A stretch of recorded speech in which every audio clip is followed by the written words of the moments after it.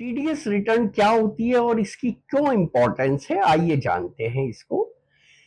किसी भी service provider या किसी भी एम्प्लॉय का जब आप एज अ सर्विस रिसिपिएंट या एज अ एम्प्लॉयर टीडीएस काटते हैं तो उस कंडीशन में सरकार के बिहाफ पे आप उस टीडीएस को जमा कराते हैं और टीडीएस का क्रेडिट उस सर्विस प्रोवाइडर या उस एम्प्लॉय को मिल जाए, उसके लिए आपको टीडीएस की रिटर्न फाइल करनी होती है। ये क्वार्टरली बेसिस पे होती है। अप्रैल मई जून की जो रिटर्न फाइल होती है वो 31 जुलाई तक आपने करनी होती है। इसी तरीके से एक महीने का टाइम मिलता है आपको टीडीएस रिटर्न फाइल करने का। लेकिन आखिरी और जो कंसोलिडेटेड टीडीएस रिटर्न होती है, जो कि जनवरी फरवरी मार्च के महीने की होती है, उसके लिए आपको 2 महीने का टाइम मिलता है।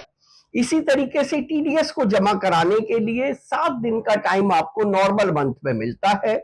लेकिन 31 मार्च को चूंकि आप बहुत सारे प्रोविजंस के ऊपर भी टीडीएस काटते हैं, तो उस टीडीएस को जमा कराने के लिए आपको पूरे 1 महीने का टाइम यानी 30 अप्रैल तक का टाइम मिलता है। टीडीएस रिटर्न अगर आप टाइमली नहीं जमा करा रहे हैं, एक तो उसके ऊपर 100 रुपये पर डे की आपको पेनल्टी लगेगी, वो तो एक रीजन है ही उसे टाइमली जमा करा लेने का।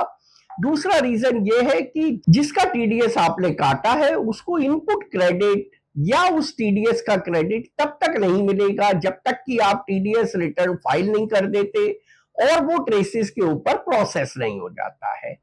तो आपने टीडीएस भी काट लिया, उसे जमा भी करा दिया, बट अगर रिटर्न नहीं फाइल की तो उसको क्रेडिट नहीं मिल पाएगा।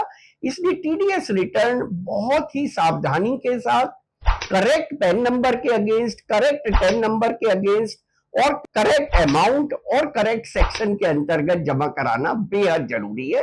और इन चीजों का अगर आप ध्यान रखते हैं तो जिस भी सर्विस प्रोवाइडर या जिस भी एम्प्लॉय का आपने टीडीएस काटा है उसको आगे चल के किसी तरीके की परेशानी का सामना नहीं करना पड़ेगा।